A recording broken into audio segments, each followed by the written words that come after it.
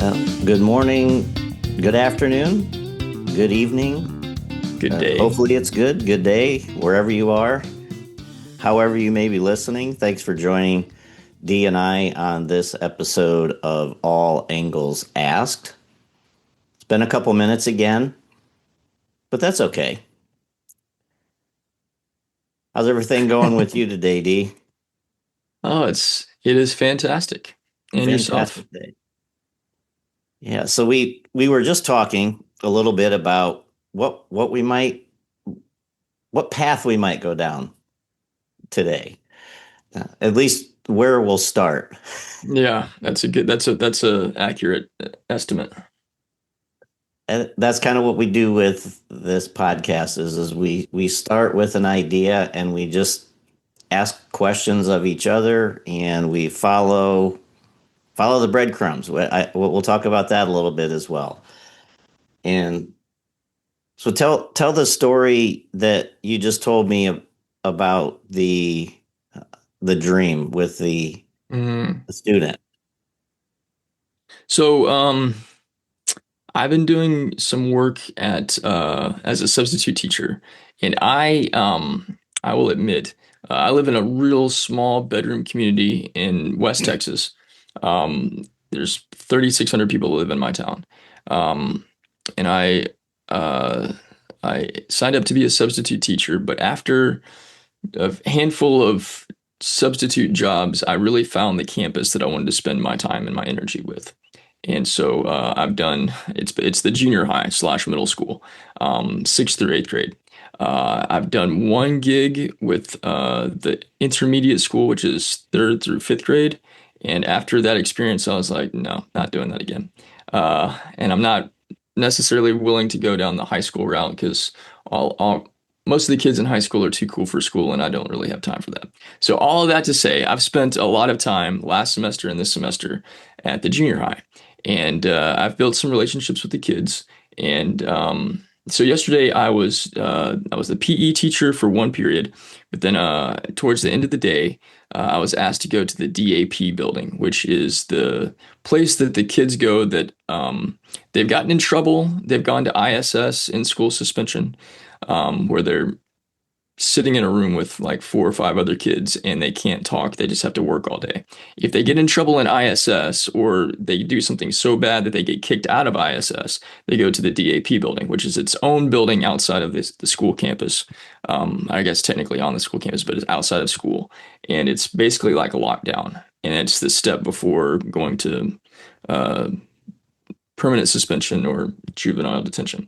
Anyhow, I thought when I was walking in there that I was gonna be walking into like this prison hall, and that the kids that were gonna be in there would be kids that I'd never seen before, never met before, and would all be like these tough, like, you know, terrible kids. And they weren't.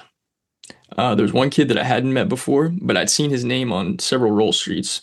So I got to finally meet him. And then another kid that I had met several times, and have a little bit of camaraderie with him. Um, and he is, I when I take roll in most of my classes, I'll ask questions of the students so that when they're saying here, they're also telling me a little bit about themselves. So one of the questions I've asked, and I have a really good memory, I've asked, what is it you want to be when you grow up? And this one particular kid told me months ago that he wants to be a chef, professional chef. So I started calling him Chef Name. I'm not going to say his name to protect his privacy, but I've just kind of called him that. It's been a little bit of a banter back and forth between the two of us. The reason why he wants to be a chef is on TV, all the chefs that he's seen are always angry. And Gordon Ramsay's one that he talks about. He's like, Gordon Ramsay's always angry, so I'm always angry. Why can't I, be angry and get paid? That sounds great. Which I think is hilarious. And It is. also a way to me it indicates this kid is higher intelligence than he's given credit for. So yesterday in our my last little bit with him, I was just having some I was having conversations, but I was doing what you and I do, Ray, and I was asking a lot of questions.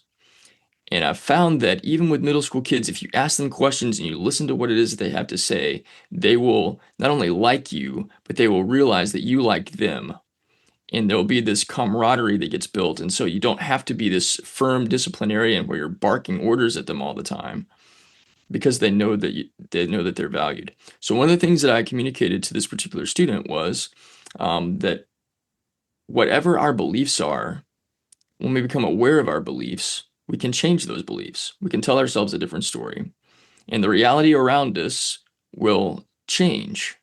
Maybe not all at once, but it will start to shift and people will start to change to confirm and conform to what it is that we really believe. And they had an understanding of what subconscious is. So I was able to kind of go down that road. I was like, you guys are both storytellers, and you've got stories that you're telling yourself that you're seeing and experiencing all around. One of the stories is school sucks. And this is a waste of time. You guys both said it to me 4 times in the last 3.5 seconds, 3.5 minutes. If you change that story, school is an enjoyable experience. I'm excellent at everything I do, and I'm favored everywhere I go. Tell yourself that story as many times as you want to, but do it over and over again. Find yourself telling that story no matter what is going on around you. Keep telling yourself that story, and I promise you, people will begin to change the way that they behave towards you. I've experienced it innumerable times in my life because it's kind of like we're living in a dream. And so that was kind of the basis for the question behind the question of what it was you were asking me about. But there's something that Ray and I talk about a lot, and we reference back and forth to each other a lot. And it's a passage from A Course in Miracles. And Ray, why don't you tell us what that passage is?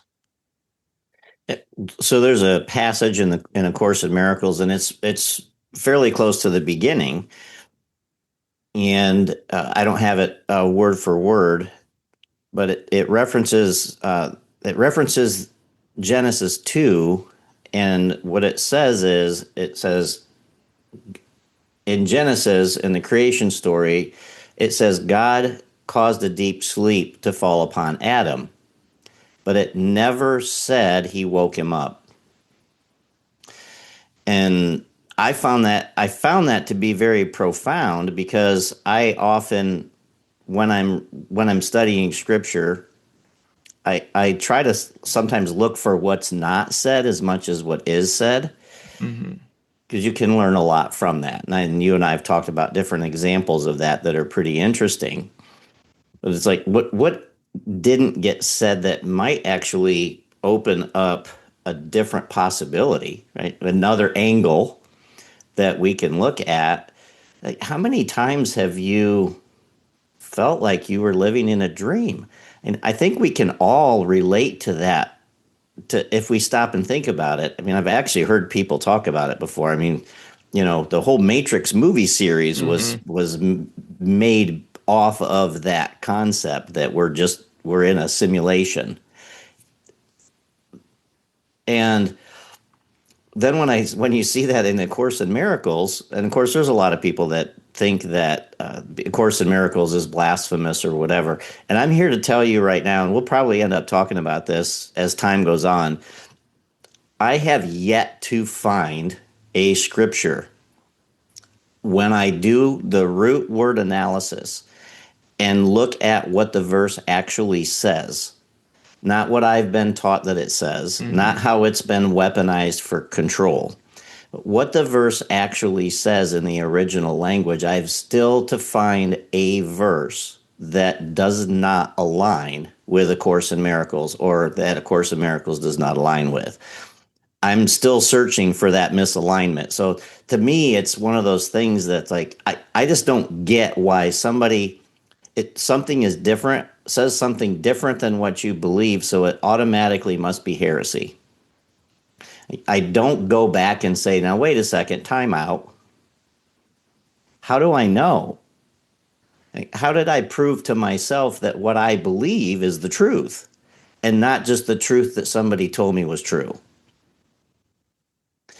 And this is a real interesting thread that we can follow. And I talk about following the breadcrumbs. Right? So I think about the fairy tale, right, where they dropping the breadcrumbs because they can find their way back home. And I can't remember which fairy tale it is. Maybe you do.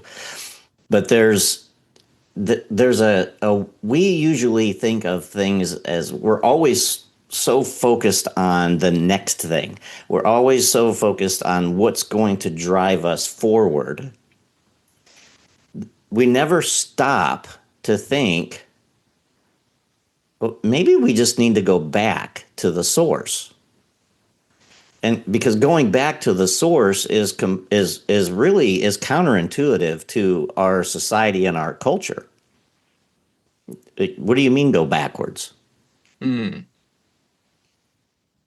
Like, so what if we turn around and we go back far enough and we see what the source, where we veered off of the course because we went all the way back to the source. Mm. Instead, we're just going this way, going that way.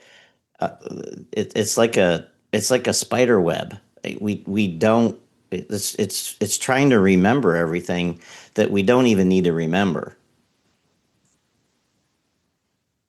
So there's the breadcrumb thing. But then this concept of, well, what if this is just a dream? Well, ACIM says it's a dream. The Bible says God caused a deep sleep to fall upon Adam and never says he woke him up. So on that point though, I've mentioned this. There's a group of guys I meet with. I told you about these guys. I meet with a couple buddies of mine once a week. We do deep dive book studies together. We just finished reading Conversations with God. And I remember telling these guys, I think last year, we were talking about we were reading a book that had to do with like exploring God in a different capacity. But I mentioned, hey, and I didn't say Course in Miracles because I didn't want to, run into some of the things you were just talking about in terms of like resistance and opposition. But I said, that Genesis 2 says that God made Adam fall into a deep sleep, but it never says that he woke up. And they're like, huh. Well, it doesn't say that he used the words. It doesn't use the words that he woke up, but clearly Adam woke up. Like that's implied. So let's just move on down the road. And I'm like, but that's if if that's the case, why say that he fell into a deep sleep instead of him just going on about his business? So I'm saying all that to say in this conversation that sometimes people, when you tell them these things, are like, well, yeah, but it doesn't say that he woke up, but clearly Adam woke up because he's not still asleep. And that's one of the things that I thought to myself, what is so the Bible does say that. I mean, you can't deny that the Bible doesn't say that he ever woke up. You cannot deny that. And if you want to say it's implied, then you can say it's implied. That's what you're going to believe, because believing the opposite is when you get to the point where you can debate about politics, you can debate people about religion, you can debate about any subject that you want to debate about. And most of the time, you can even decide, I'm just going to be a contrarian and I'm going to debate this position, even though this is not my position. That's what a debate is about. You go to debate class in high school or college, and they tell you a lot of times, here's the subject, here's the side you have to debate. It doesn't matter whether you agree with it or not. You just Hmm. have to debate that side. So to me, it's a lot like that. But if you're where people get scared is when you start questioning the foundation of what they believe. I can change my belief about certain things and still feel like I'm standing on the same foundation, but now you're asking me to go back and change the foundation? Mm. Well, if I have to go back and change the foundation, then don't I have to look at everything that I built on top of it? Mm. Most people don't want to go there. They're having a hard enough time getting through Tuesday. They don't want to question. They don't want everything that they've ever believed brought into question because you're saying there's something wrong with the foundation Or something different. or something different. But if the different thing causes me to have to replace the foundation of what I believe with something else, I don't have time for that. I got too many other things going on. I'm Hmm. okay with going on believing the way I've been believing. Don't question that. Don't make me start questioning that. Hmm. And so it gets interesting to me because I know that because of my upbringing, and we've talked about this a little bit before, that most people that are brought up the way that I was brought up, they start to question. They usually end up just going the other way and not having anything to do with organized religion at all. And they basically abandon the relationship that they had with Source because they didn't like the foundation that it was built on. But they don't try to figure out if they should build a different foundation. The ones that stay in it, you're not going to talk them out of what they believe without using the thing they believe in to show them that the foundation was incorrect. That what they believed as the foundation was incorrect. So I do a lot of deep dive word studies on Bible verses. Mm. And so I thought to myself, well, why not do one on Genesis 2:21 where it talks about the deep sleep? What does it look like if I study that word, what does the root word say? Where else, if anywhere, does that appear in the Old Testament? And are there any other stories where that word is used and there was no waking? Mm. And the interesting thing about it is there's seven. It's only in the Old Testament 7 times. The entire Hebrew Bible only has the word used in Genesis 2:21 for sleep 7 times. And the 6 other times there was an awakening. Okay, so what is the awakening word?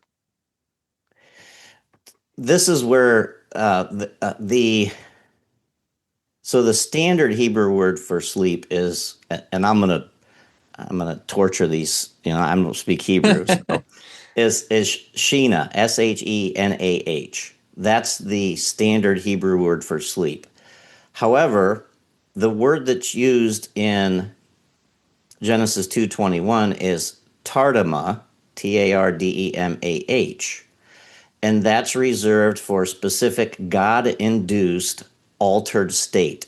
It's only in the Hebrew Bible or the Old Testament 7 times. And in the other passages, when that is used, there is a God-induced awakening that takes place.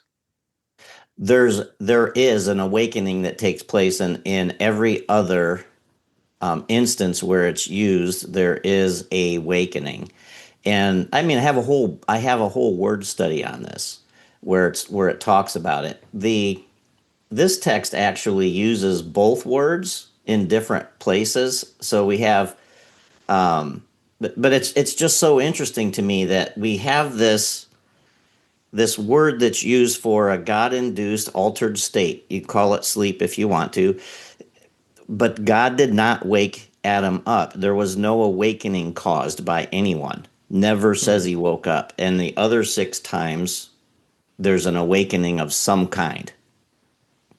In this particular passage, there's none. Like there's not even one implied by the narrative. The narrative doesn't imply he woke up.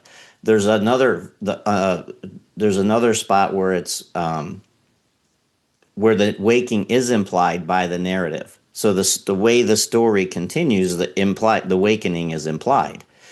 It's actually implied. In Genesis, it's not implied. It's only implied if you want it to be implied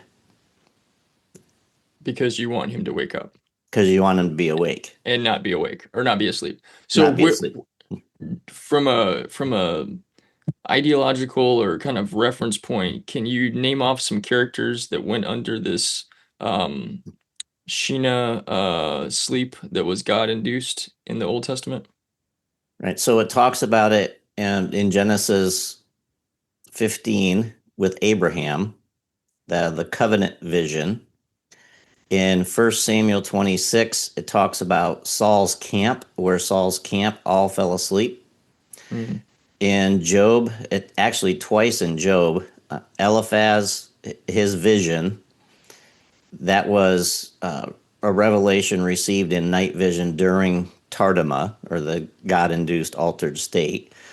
And then again in Job 33, Elihu. And in Proverbs 19, it's just a general teaching. And then again in Isaiah 29, it talks about Israel as a collective. And so it's there's those are the those are the seven passages, including the one in Genesis 2:21 with Adam. So it's really interesting that when you look at the like ACIM says, and then people say, well, that's not ACIM says, well, Adam went to sleep. God says God put Adam to sleep and he didn't wake him up. Like, oh, well, he must have woke himself up, but it doesn't say that anywhere either. But then when you actually do the study of the word in the Bible and you find the other passages, look for the other passages where this word is used and see that there is an awakening of some sort that happens. The the original Hebrew is this Tardama, God induced altered state.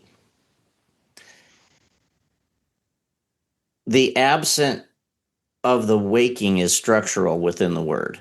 So you can't make the word mean something different.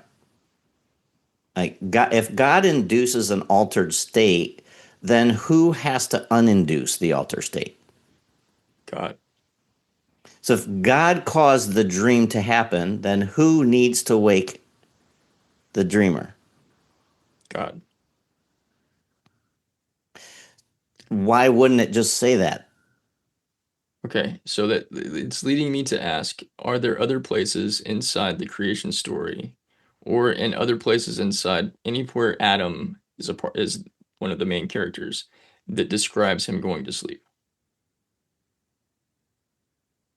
That I did not look at, but there isn't one that uses the same word, Okay, so that would be something that's like, okay, then this is a different kind of sleep. right? And maybe it's not, maybe the translation or our understanding has been, because just like you said a minute ago, God leads Adam into an altered state. You can call that sleep for understanding purposes. But if to me, that sounds like there is uh, kind of like the difference between being asleep and being in a trance. When you're in a trance, you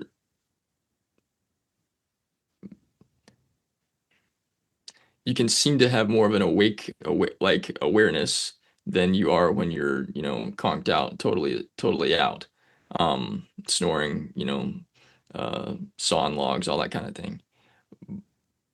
But the reason I'm curious if Adam goes to sleep in other parts of the creation story or in other references inside of Genesis, then that would, for me, that would be the implication that he woke up would be there without necessarily having to say it. Does that make sense? Right. No, it does make sense. And that's part of what I try to do with I stress test it, right? So like I try to stress test these studies and I actually try to find places, and that was not that. Oh, well, here's your short answer. No. Okay. Genesis 2:21 is the only place in the entire Old Testament where Adam sleeps. Like he's never shown sleeping again, and he's never shown waking. Now, that to me actually makes this whole conversation a little bit more interesting. Like, how could he go to sleep and wake up if he was already asleep? How could he go to sleep again later using a different word, even if he was still Mm. asleep? If he was still in the God induced altered state of whatever you want to call it. Also, wow. I'm glad we're having this conversation because now we're getting to do more of what it is that we built our whole podcast around, which is asking deeper questions. Hmm. It's not implied and it's not necessarily clearly stated unless you read the entire book. But why did God put Adam in an altered state? Well, this gets to now we're following the breadcrumbs backwards, right? And this is where I think, and we have to remember that the perceptions that we have of everything are just perceptions.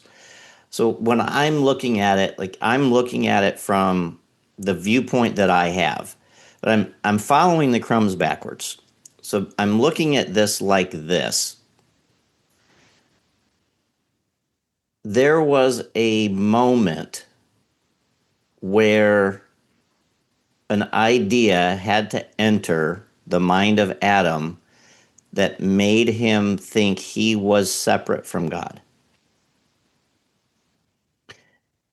Now let's go a step further so we know where we're going when we go backwards.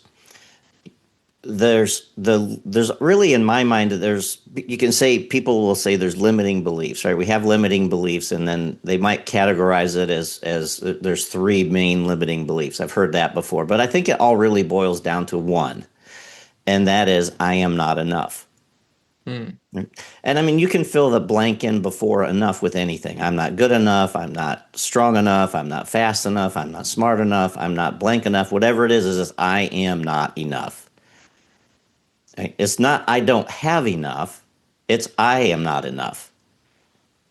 And then that's what the entire economy of striving is built on, is trying to get more of something to from outside of ourselves to fill that void that we feel because we're not enough.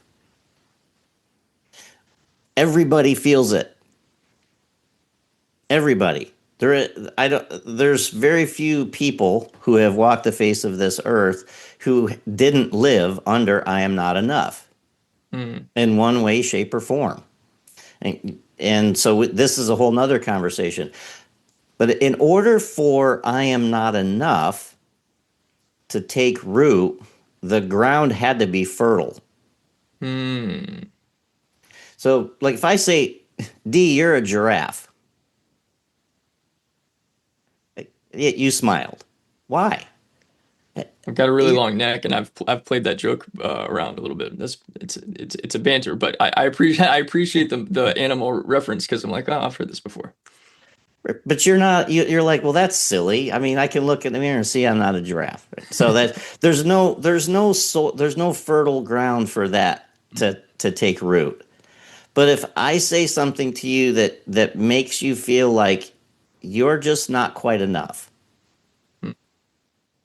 whether I say it directly to you or if you hear something as criticism or as comparing or as complaining, whatever it is, there's fertile ground for that. I mean, you get a knot in your stomach, Hmm. right? Your chest tightens. And maybe your forehead starts to turn a little red because you're not happy about it.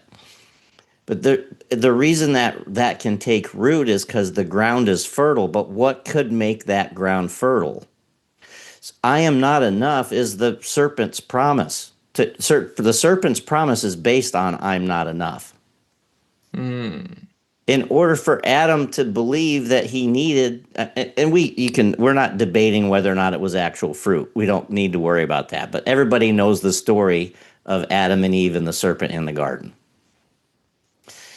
The serpent's promise was, I will make you like God. You shall be as God. Well, wait a minute. In order for me to think that I wasn't already enough, something else had to happen first to make that Hmm. ground fertile. Hmm. And I think the idea that preceded I am not enough was the idea that I was no longer whole. Hmm. If I'm no longer whole, now I'm separate. If I can't believe that I could take something from the serpent that's going to make me as God, unless I believe I'm not already. But in Genesis 1, God created man in his own image. In the image of God created he him, male and female created he them. Why do we have a second creation story in Genesis 2? Now, that's another debate, right? People are going to want to debate that too because it goes to the very foundation. So, to your question, is what makes the whole thing stand up is simply that the promise of the serpent in the garden means zero if the ground isn't fertile. I can't, there's no room for me to think that I'm not enough unless I've already questioned my wholeness. And what I would say, present this idea, right? So let's say, so what if God being God somehow realized that this tiny mad idea got into his son's head that he was separate? And the solution to that was we need to put him to sleep. He needs to take a nap. He needs a timeout so he can be thinking about this. Well, however you want to say it. Now we have Genesis 2, which in Genesis 2, the whole dream narrative starts. So he created him in Genesis 1 too, also in Genesis 1, but he didn't put him to sleep. In Genesis 1, he said he was whole. The creation was whole as it was. In Genesis 2, he had to separate the woman from the man. It's a completely different story. It's not the same story.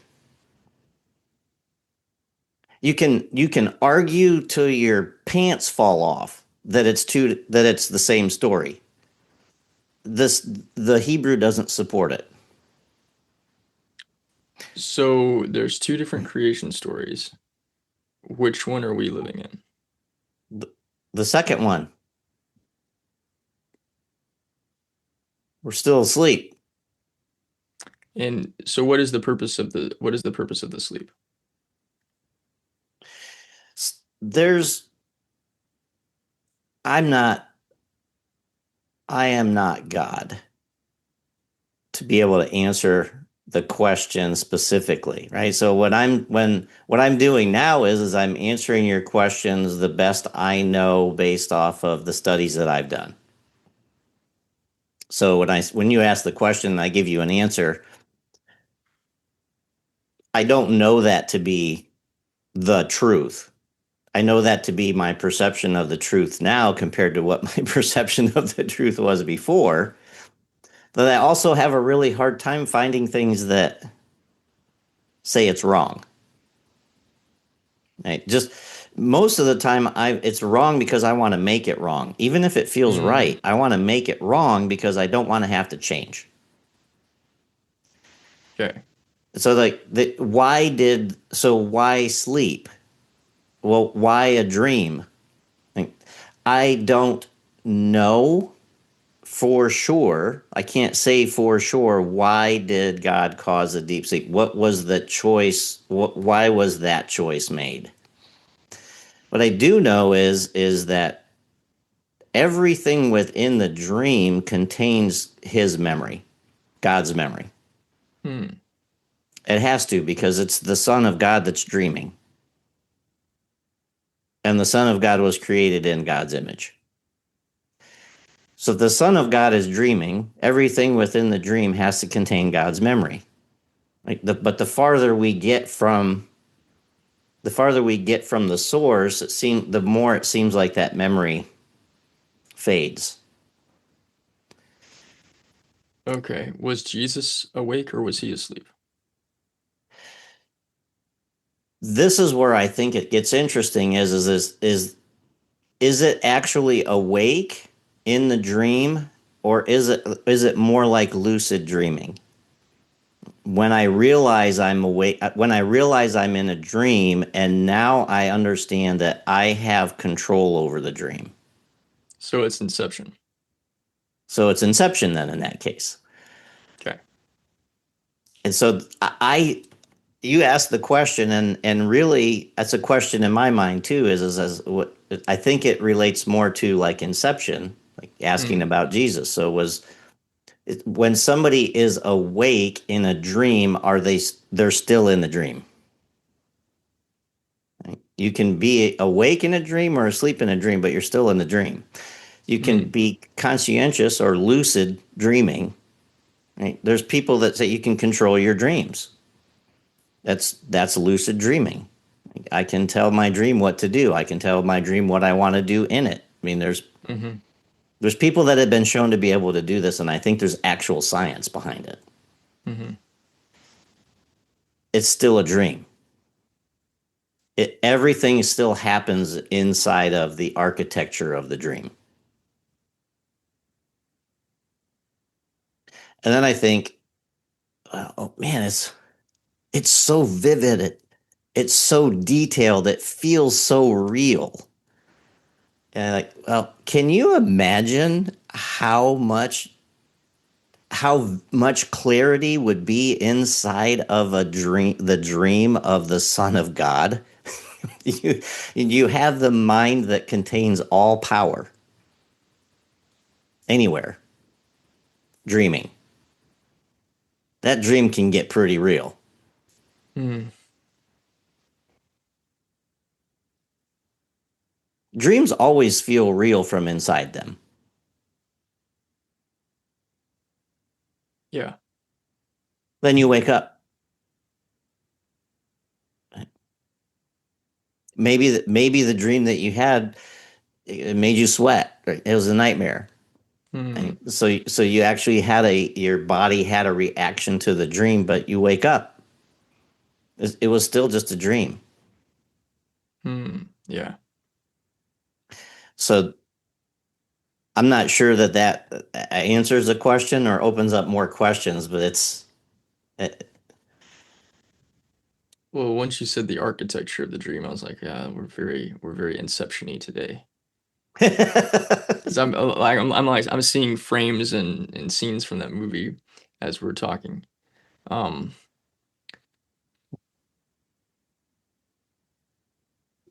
okay. and I think it's all very fascinating because then the foundation for the dream is there in Genesis. So is the dream real or is reality a different thing? Well, the dream always feels real from inside the dream. So is it true that so what I would say is so are you saying if you're saying is is it true that the son of or is it real that the son of God is dreaming? Yes.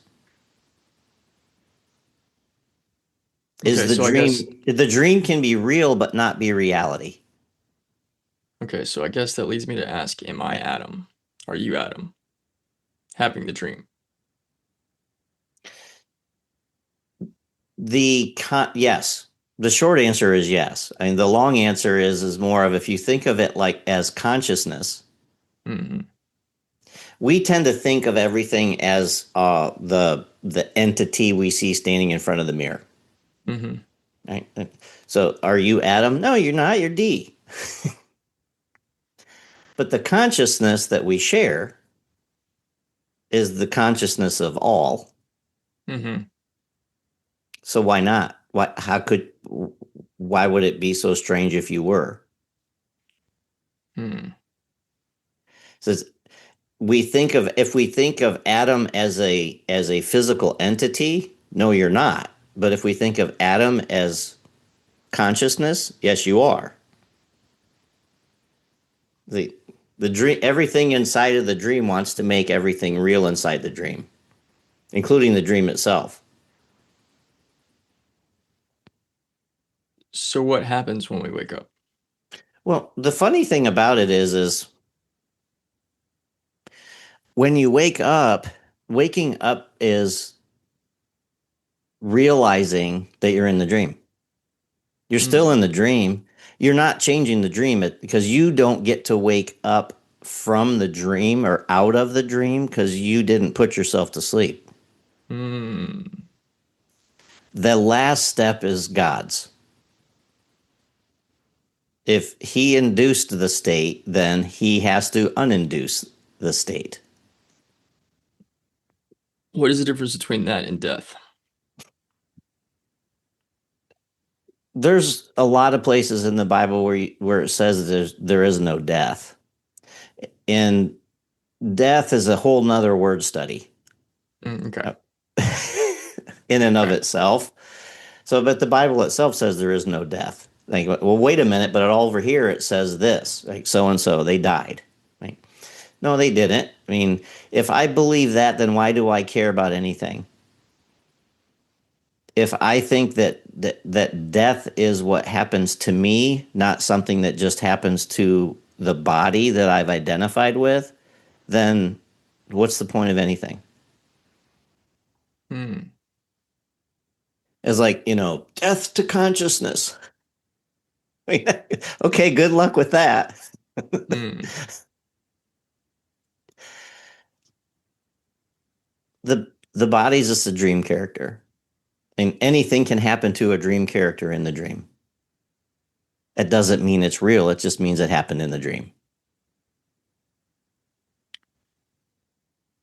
Okay. So I asked when we wake up, maybe the question I was trying to ask is, does the dream end? Not when does it end, but does it end? Yes, it does end. And no, I can't say when. The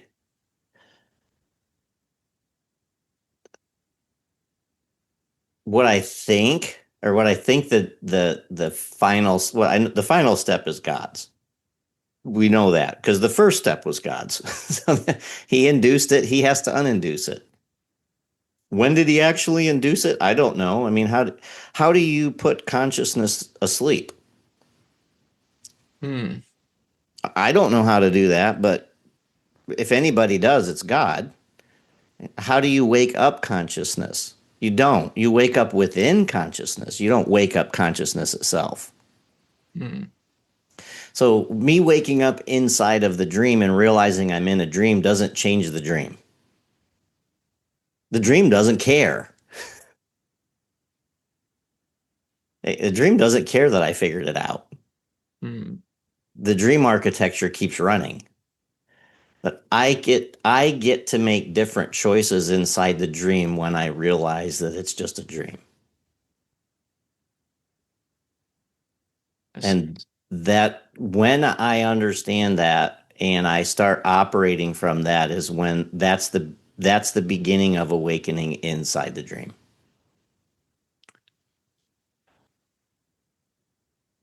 So there's one dream happening right now, but there's 8 billion versions of it, give or take. Give or take. The interesting thing is and ACM talks about this, and then the more you look at it, the more you see that it's really just the same dream.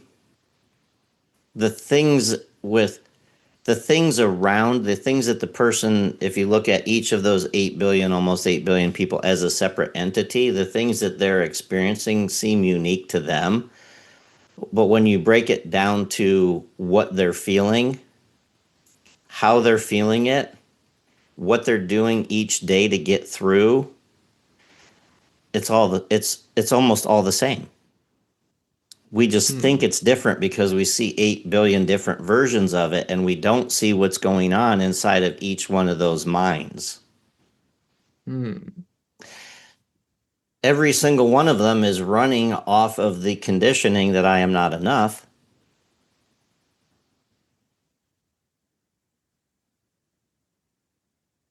So that's the scarcity consciousness model, right? Exactly. I mean, what does wholeness need? Nothing. Nothing, because it's whole. Like, but at the moment I perceive myself as anything other than whole, now I need something. And I can Mm. only think I need something if I think that wholeness has to come from outside of me and not from within. So we seek wholeness. The seekers of wholeness that get the closest to the source are the ones that seek within.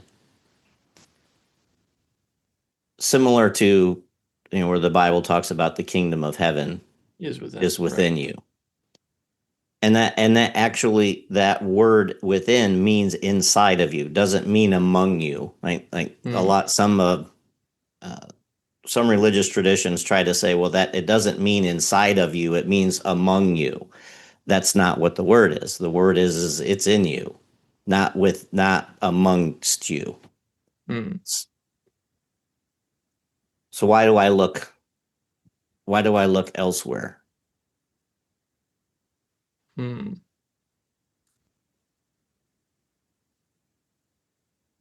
Is the kingdom of heaven a feeling?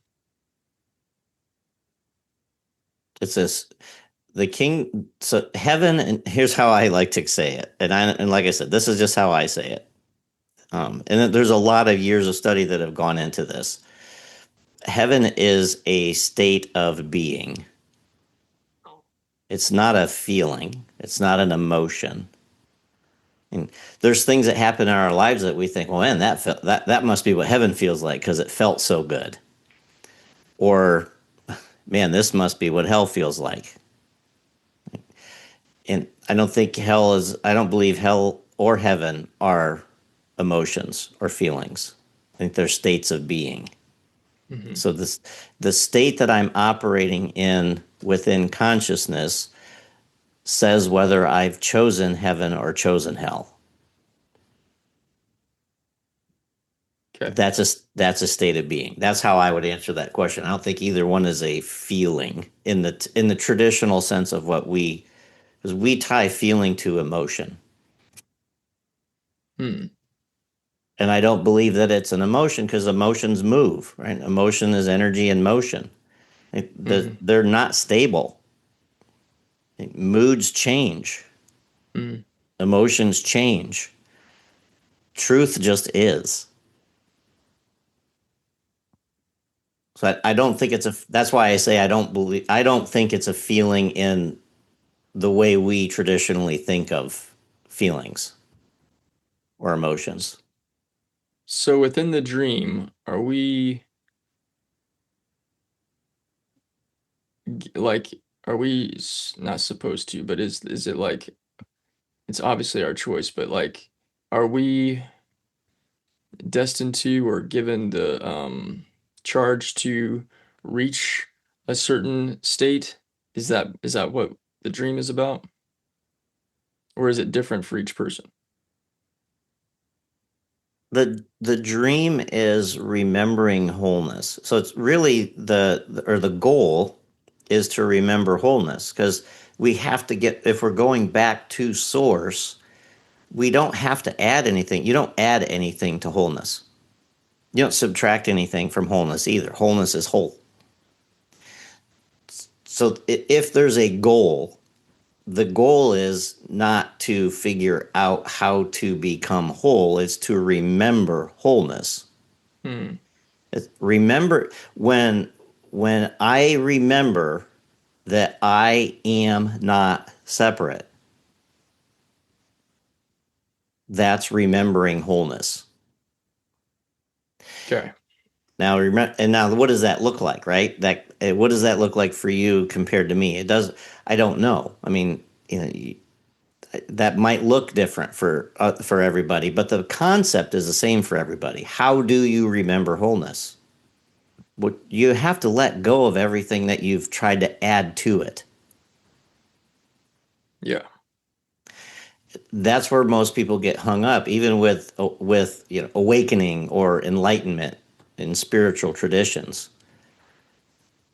It's it's not what do I do to become whole, or what do I need to do to remember. I don't have to do anything. I just need to remember. that becomes very uncomfortable for most people because we're so programmed on performance, we're so programmed on striving, we're so programmed on reaching for the next thing, we're so programmed on where do I want to go next, that we forget that we don't, that this isn't about addition, it's about subtraction. This isn't about moving forward as much as it is going backward. We're going back to the source. And I have to let go of everything that I carried along that I picked up to carry along the way that thought was going to get me closer. That's the opposite of the way we're taught about most almost everything. You're reminding me of, I know I reference him in just about every conversation we have, but Wayne Dyer said that the voice of God is silence because it can't be divided. And when I heard that, that's totally changed my idea and my ability to sit in silence because that's sitting with God. But I also think about like there's the spiritual teaching about getting into the void where there's just nothing and getting to a place where there's nothing. And because within that nothingness, there's nothing that needs to be added to it. There's also nothing that you can take away from it. It just is. And yeah, it's everything you just said about how we've been conditioned and taught to and trained to believe certain things about this when actually it's oftentimes the opposite of the way that it actually is. And shaking and clearing off the all those opposites and getting back into the place of there's nothing for me to do. There's just a place for me to be, and being still and being good as is, like is more of that remembrance that you were describing. And I know that in A Course in Miracles, it says, learn to be quiet because his voice is heard in stillness. Hmm.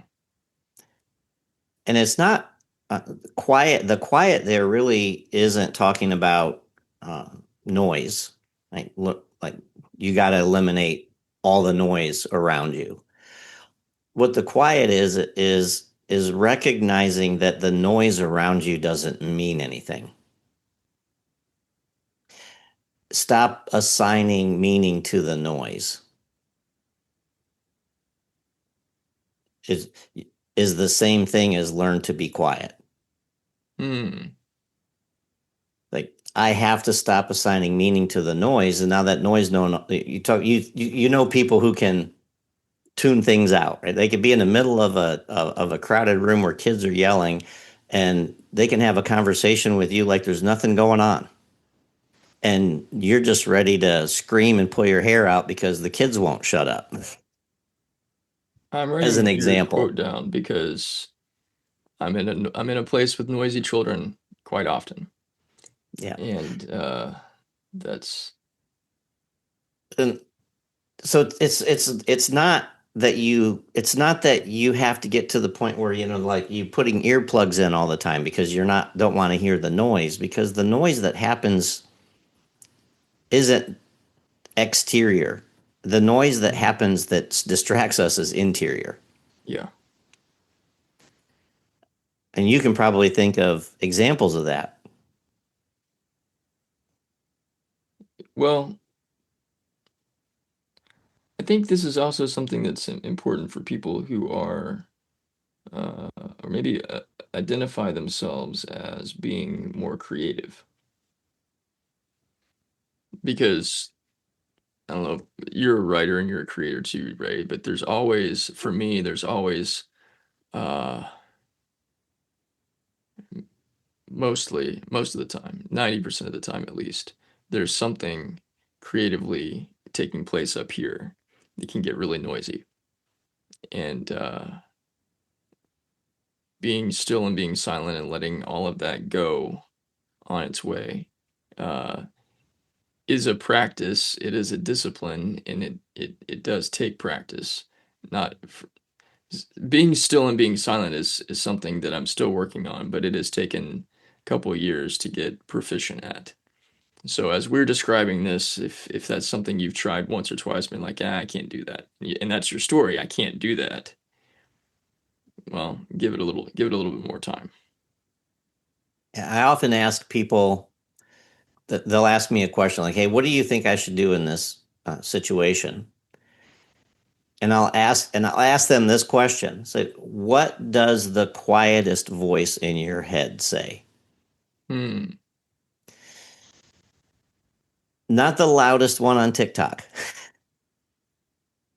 What does the quiet voice say? Have you stopped long enough to eliminate all the other noise and listen for that quiet voice? Because that quiet voice is always there.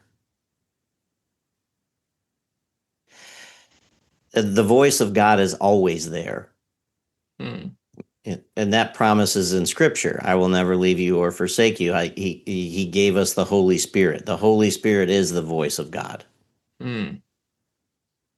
The Holy Spirit is the memory of God that was placed within the dream. His voice in the dream is the Holy Spirit. That voice isn't going to be the loud one. Hmm. And it's not in Scripture either. When people hear God's voice, it's quiet. It came in Hmm. stillness. So um, that's what I would say to somebody to challenge them to think differently. Right? Not necessarily because I want to be right, because it's not about right or wrong. And that's another problem that we all get into Hmm. is debating right or wrong. Is like, what if we're looking at this all wrong? Which way feels more freeing? Yeah. If I'm just, does anything need to be really all that heavy when I realize I'm just running around in a dream? Hmm. Not really. Not like it was. Yeah. You know, it changes things. You know, Jesus said he came to make us free, came to give us abundant life. He said, "Take my yoke, as it's easy. My burden is light." I ask people all the time, it's like, which of these ways of thinking feels more easy? Which of these ways of thinking feels more light? Hmm. Because if the way you're thinking feels heavy, maybe you need to question that. If the Hmm. way that you're thinking doesn't really feel easy and definitely doesn't feel freeing, you probably need to question it.